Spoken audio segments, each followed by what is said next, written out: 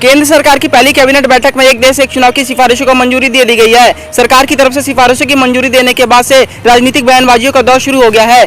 उत्तर प्रदेश के पूर्व मुख्यमंत्री अखिलेश यादव ने एक देश एक चुनाव पर प्रतिक्रिया दी है। उन्होंने कहा कि लगे हाथ महाराष्ट्र, झारखंड और यूपी के उपचुनाव भी घोषित करवा देते।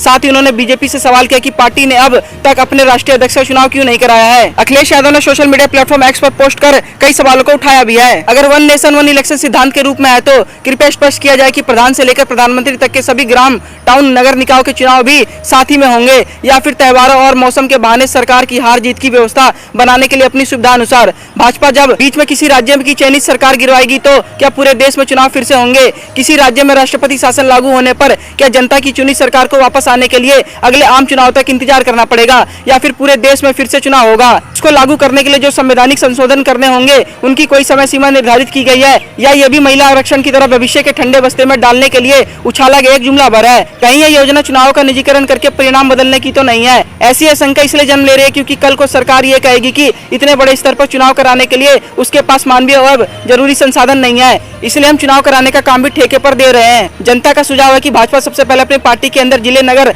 राज्य और राष्ट्रीय स्तर पर इस तरह चुनाव को एक साथ करके दिखाए, फिर पूरे देश की बात करे। चलते चलते जनता यह भी पूछ रही है कि आपने अभी तक अपने राष्ट्रीय अध्यक्ष का चुनाव क्यों नहीं कराया है, जबकि सुना तो यह है कि वहाँ तो 1 पर्सन 1 ओपिनियन ही चलता है। कहीं कमजोर हो चुकी भाजपा में 2 पर्सन्स और 2 ओपिनियंस का झगड़ा तो नहीं है। इस खबर पर क्या है आपकी राय, हमारे कमेंट बॉक्स में जरूर लिखिएगा और देश दुनिया की तमाम खबरों को सबसे पहले जानने के लिए हमारे यूट्यूब चैनल सिटीजन तक को सब्सक्राइब करें और बेल आइकन बटन को प्रेस करना बिल्कुल ना भूलें। धन्यवाद।